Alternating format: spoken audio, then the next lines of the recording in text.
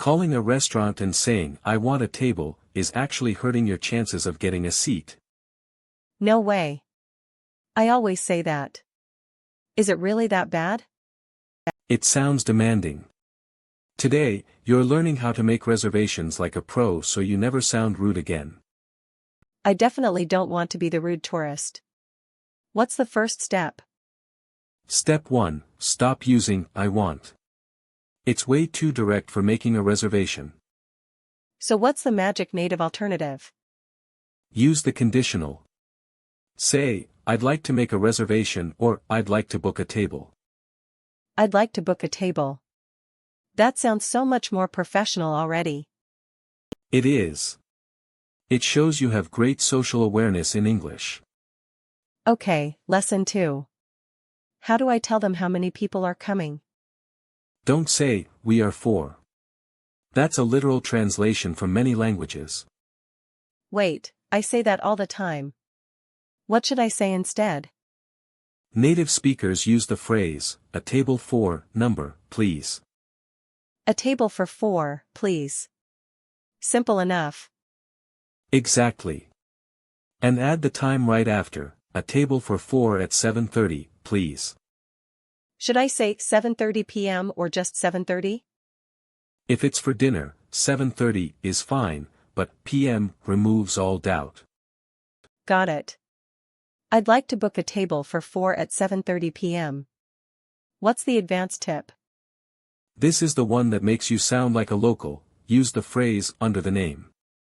Under the name? Like a secret agent?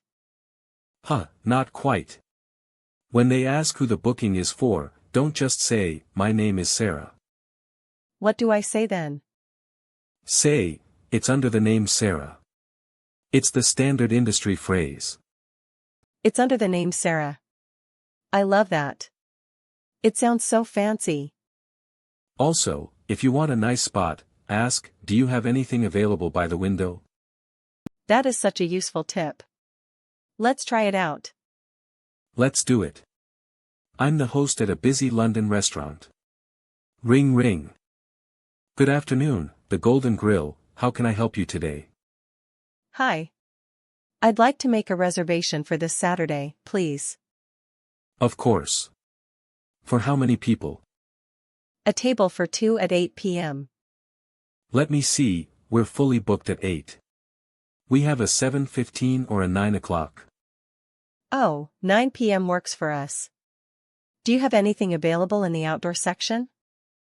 I can certainly put you on the patio. And what name should I put that under? It's under the name Maria. Perfect, Maria. A table for 2 at 9 p.m. this Saturday. We'll see you then. Thank you so much. Goodbye. Cut. That was flawless. See how much more natural that sounds. I felt so much more confident using "I'd like" and "under the name." Now, it's your turn, viewers. I want you to practice with us. Pause the video and say this out loud. I'd like to book a table for 3. Go on, don't be shy. Say it now. Great job. Now comment below, have you ever made a mistake while booking a table? Let's do a quick recap before we go. 1. Use "I'd like to make a reservation" instead of "I want." 2. Use the "table for" number structure for your party size. 3. Use "under the name" when giving your details. And that is how you sound like a native speaker. Subscribe for daily English tips. New video every day. Keep practicing and we'll see you in the next lesson.